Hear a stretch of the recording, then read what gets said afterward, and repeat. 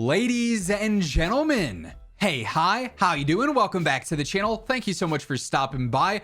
Now that we have seen the initial reveal of the Black Ops 6 Warzone integration or update, I wanted to go through and break down my thoughts on the game. Obviously, BO6 Warzone is quite a bit different from other iterations of Warzone, but also in some ways a little bit the same as well. And we saw a lot of footage from Call of Duty Next. I've gone through, watched a bunch of different POVs from various different creators and streamers who were at the event to gather as much information as I could about the game, get their general impressions and what they were saying as they were playing it in terms of feel and their thoughts as well. And I wanted to compile a list of the main takeaways that I have, both the good and the bad, and even a little bit of the neutral as well. You guys know I like the more positive side of things here, and I want to start with that first. The things that I like, the things that I'm just generally okay with, a little bit more neutral on.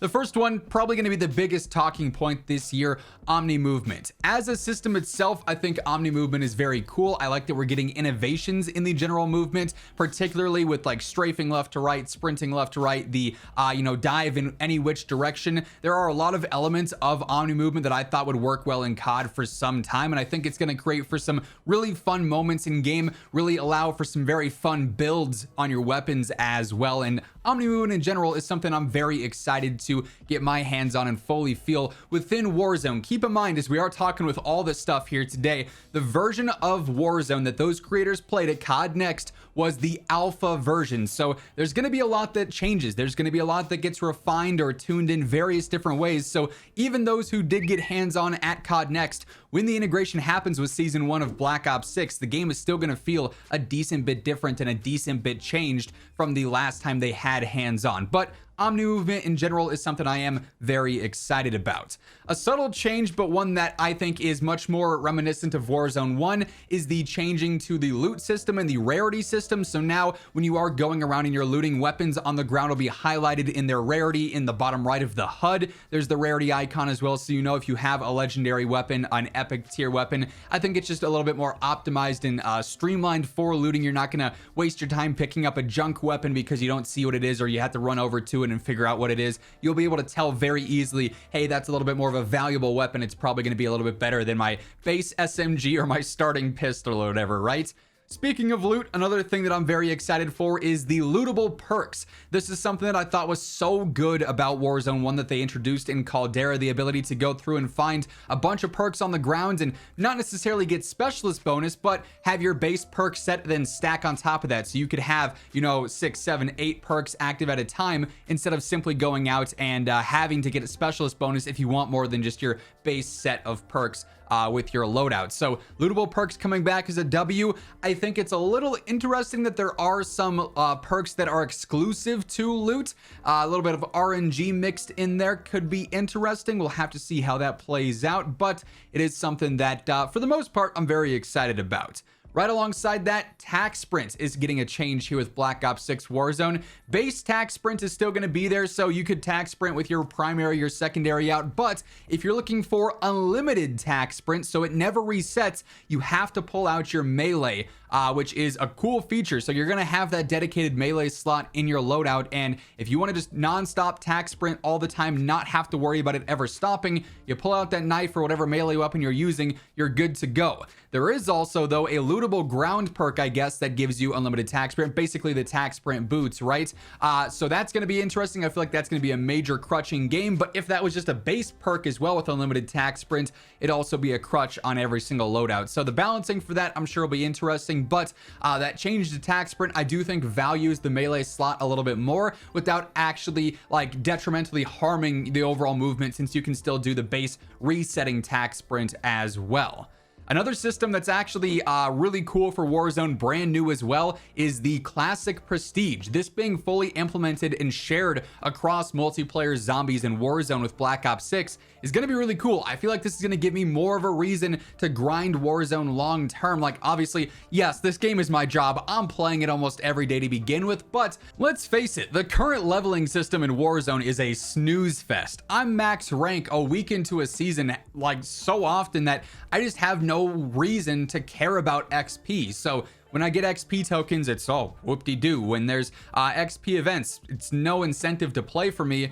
But going through having classic prestige and then 1,000 levels, that's a grind that no one is going to complete remotely quickly. So that is a reason to continuously come back and unlock new stuff, get those permanent unlock tokens and new emblems and stuff like that. Classic prestige is going to be really fun to go through and grind within Warzone. Then right alongside that, another new feature, the camo system, Warzone specific camos. There's going to be a dedicated camo grind and dedicated rewards just for doing camo challenges in Warzone. And I think that's going to be a ton of fun as well. Probably the most difficult out of all the camo challenges, just because Warzone is so much more limited in how you're able to use your guns and when you're able to use your guns, but very excited to have an additional grind on top of multiplayer and zombies to unlock some camos there.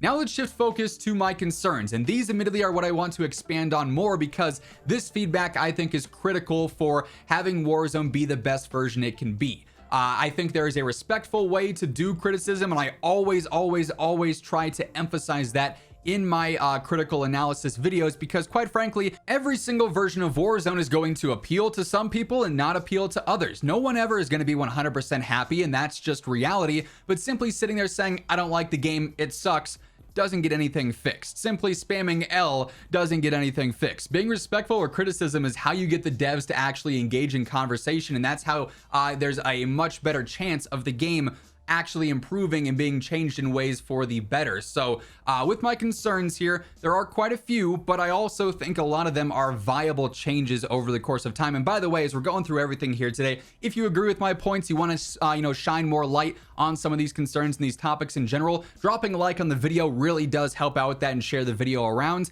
And of course, if you're new here, you want to guarantee you're up to date with COD on a daily basis, this is your one-stop shop, so feel free to hit that subscribe button and turn on your post notifications. But my initial takeaway, the second that we saw Warzone gameplay at COD Next, was, wow, this map is not very colorful. Area 99 visually does not look super fun. I think the gameplay on it's cool, and I like a lot of the POIs and the way that the map flows and its size and everything, but from a visual standpoint, the map is brown and yellow and like dark green and really not vibrant whatsoever. And there is like sort of a mil sim, more realistic feel to that for sure. Not every map has to be bright blue and pink and purple and flashing lights everywhere, but it is kind of bland to look at. So I'd love for it to be maybe a little bit more vibrant and a little bit more colorful, just to have a little more personality, I guess. Another thing that is both a pro and a con, really, but in my opinion, I think there's a little bit more of a negative takeaway here, is the longevity and the continued want to come back to Warzone to have it feel fresh when we have Area 99, which is a new map, but it's just a resurgence map. And then our other map announcement was Verdansk. Now, you already know I'm so excited for Verdansk to return. We've seen other maps drop, other big maps release, and nothing's really compared to Verdansk. Now, Verdansk is not without its flaws. There are problems with that map, and I'm sure they'll be exposed when it returns next year. But at the same time, Verdansk is going to have all the hype. It is going to be a reused map or a remastered map. And even if they change things on it here and there, it's still going to be a map that we spent a lot of time on, and that means that its longevity is not going to be nearly as good as a fresh, brand new map. We are going to be very comfortable on it very quickly, which means there could be a matter of just a dull feeling within Warzone if you're not a big fan of Resurgence and you've been waiting for a big map to release, and it's just Verdansk for presumably the next year, all the way until winter of 2025 when Avalon is leaked and rumored to be releasing. No real big new map is gonna be rough, I think, for quite a few people. And as excited as I am for Verdansk's return, I can't dismiss the fact that it's not an actual new map and some people will get bored very quickly. Shifting away from the map conversation here, let's talk a few more gameplay elements and whatnot. The skill gap this year between inputs is going to be more noticeable than ever. And while I said earlier I am very excited for Omni movement, I'm not excited for the gap that it's going to create between mouse and keyboard and controller. It's not going to create the gap. That was a bad way to phrase that. It's going to expand it to a length that we have not seen before. Controller is going to dominate this movement meta. keyboard and mouse are going to have such a hard time keeping up with insane movement, demons or whatever, when they are using omni movement to its full extent, diving in every which way, slide canceling, snaking, whatever. Without aim assist, yeah, keyboard and mouse is just going to get absolutely obliterated by controller players. So the input gap there is only growing larger, and that really sucks for keyboard and mouse players. They're just really saying, hey, use a controller, it's going to be easier, and that is just not great for gameplay. So the skill gap across the inputs there with controller and mouse and keyboard, I just don't see that going over well. Now, speaking of gaps, another one that I think is going to be very large is the weapon gap, particularly between Black Ops 6 weapons and everything else. So, as they've discussed, Black Ops 6 weapons, they're going to be low visual recoil, relatively easy to use, and all the attachments are going to be optimized so that they are making your weapons better. There's not going to be harsh cons, or in some cases, any cons at all on the Black Ops 6 weapon attachments, which means those weapons are going to be so much better than MW3 and MW2 guns. Let's face it, we already knew Black Ops 6 weapons were going to be the meta. This happens every single year. There's an integration for Warzone. The new game's guns are always better than the old game's guns. That's just a flat out fact, and we've come to expect that.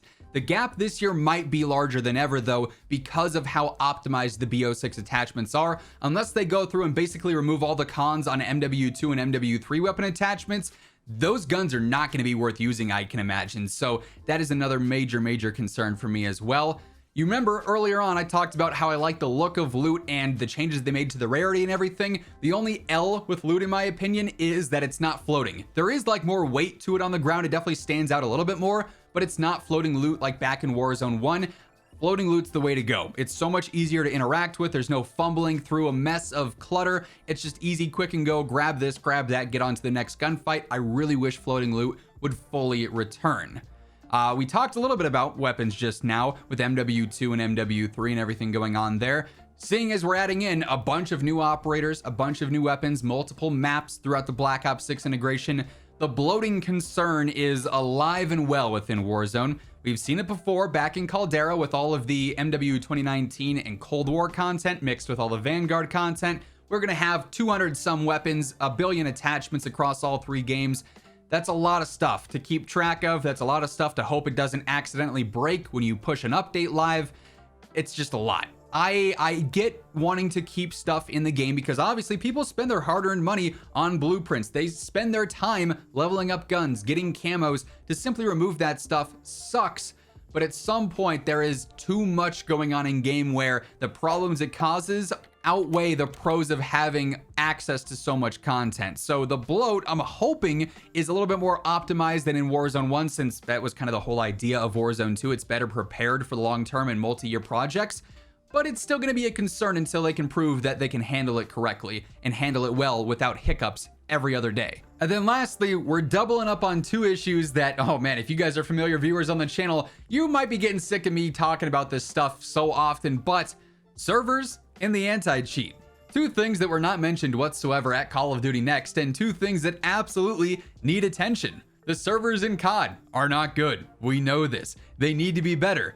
If they don't change in Warzone within Black Ops 6, we're going to have all this cool content available and none of it will matter because we're going to be lagging and skipping and stuttering, and the servers are going to overwhelm and overshadow all the cool stuff and be a major negative talking point despite how fun the gameplay might be.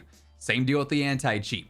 The current Ricochet stuff is not great. It works on a basic level. It does not work good. And if we have all this cool content in game and the maps are fun and Verdansk is back and this and that and whatever else is super cool, super awesome, woohoo, but I'm dying to a cheater every other game, I'm not going to want to stay on the game. A casual player is not going to want to stay on the game. This stuff needs to be addressed. It needs to be improved. And the radio silence honestly is pretty frustrating on it because it's been an issue for so long. These have been issues for so long. I know there's been a lot of talk, I've seen it myself and I've been playing, about the in-game surveys they're running. Like you finish a match and then it says, how would you rate your connection quality that game? Poor, medium, good, great, whatever. So maybe that means they're looking into feedback to see if they really do need to make some server upgrades. I'm answering poor a lot because even if I wasn't just joking around saying poor because I want to have them get better servers, it usually comes after a match where the connection was very, rough and very unstable throughout a game. So maybe that is, a slight indication of them upgrading stuff for the future. But as it stands, there are certainly some concerns with Warzone Black Ops 6. There's also a lot of things to be excited about, in my opinion. And I think this year, given what they've learned about the COD HQ, given the amount of time they've had to develop this version of Warzone and Black Ops 6 in general, with some of the crossovers and seamlessness between the premium title and Warzone now, I think it has insane potential. It's not going to surpass classic OG nostalgia-filled Warzone 1. Nothing will ever surpass that. Nothing will ever match that. Could it get close? Definitely could. Will it? Time will tell. We shall find out soon enough. If you want to guarantee you are up to date with all the ongoings of Warzone as more and more gets revealed and announced and changed in the coming days, weeks, and months, this is the place to be to stay up to date. So feel free to hit that subscribe button. And if you want to drop a like on the video on your way out, it would be seriously appreciated. But once again, thank you so much for tuning in. And until next time, take it easy, have an awesome rest of your day, and I'll catch you later. Peace out.